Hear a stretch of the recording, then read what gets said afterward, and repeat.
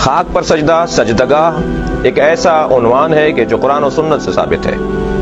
وَجُعِلَتْ لِيَ الْأَرْضُ سُجَّدًا، اللہ نے میرے لیے زمین کو، خاک کو سجدگاہ قرار دیا ہے۔ یہ حدیث پیغمبر ہے کہ جسے علماء اہل سنت نے اپنی کتابوں میں، بالخصوص بخاری میں اور صحیح نسائی میں، ابن ماجہ میں اور سنن ابن داؤد وغیرہ میں اس حدیث کو نقل کیا۔ پیغمبر جب سجدہ کیا کرتے تھے تو آپ قالین پر سجدہ نہیں کرتے تھے، پیغمبر اکرم کپڑے پہ سجدہ نہیں کرتے تھے، بلکہ آپ نے اپنے ایک صحابی کو دیکھا کہ جو نماز پڑھ رہے تھے اور ان کا امامہ زمین کے اور ان کے درمیان حائل تھا، ان کے ماتھے میں، ان کی پیشانی اور زمین کے درمیان حائل تھا۔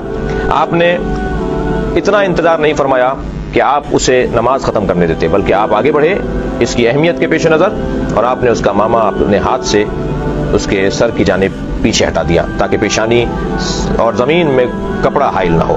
لہذا کپڑے پر سجدہ یہ پیغمبر اکرم کی سنت سے ہٹ کرے۔ السجود علی الخمرہ، یہ کتب اہل سنت کے اندر پورا باب ہے۔ خمرہ، ٹھیکرے پہ سجدہ اور مٹی، پختہ مٹی پہ سجدہ، یہ پیغمبر کی سنت ہے۔ پیغمبر اکرم کپڑے پہ سجدہ نہیں کرتے تھے۔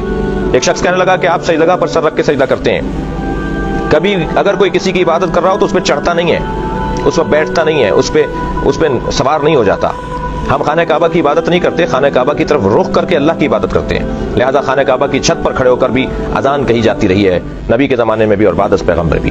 اسی طرح اگر سجدگاہ، جو خاک جس پر ہم سر رکھ کر سجدہ کر رہے ہیں، اگر ہم اس کو سجدہ کر رہے ہیں تو کبھی بھی اس پہ سر نہیں رکھیں گے، بلکہ اسے اپنے سر سے آگے رکھیں گے، تب جا کر اس خاک کا سجدہ شمار ہوگا۔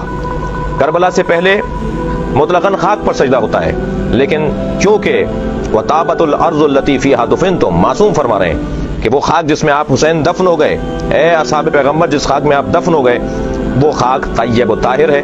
لہذا جب خاک پر سجدہ کرنا ہی ہے تو پھر وہ خاک جو طیب و طاہر زیادہ فضیلت رکھنے والی ہے، اسے اگر سجدہ کا قرار دے دیا جائے تو بالکل ٹھیک ہے۔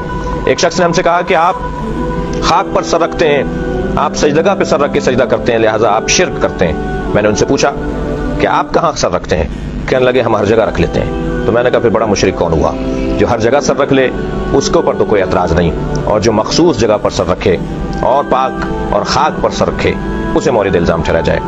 کتب اہل سنت کے اندر السجود علی الخمرہ ایک پورا باب ہے سجدگاہ کے عنوان سے۔ پیغمبر نے کبھی کپڑے پہ سر نہیں رکھا، ہمیشہ پختہ مٹی پر اور ٹھیکرے پر اور خاک پر سر رکھا ہے، یہی سنت پیغمبر ہے۔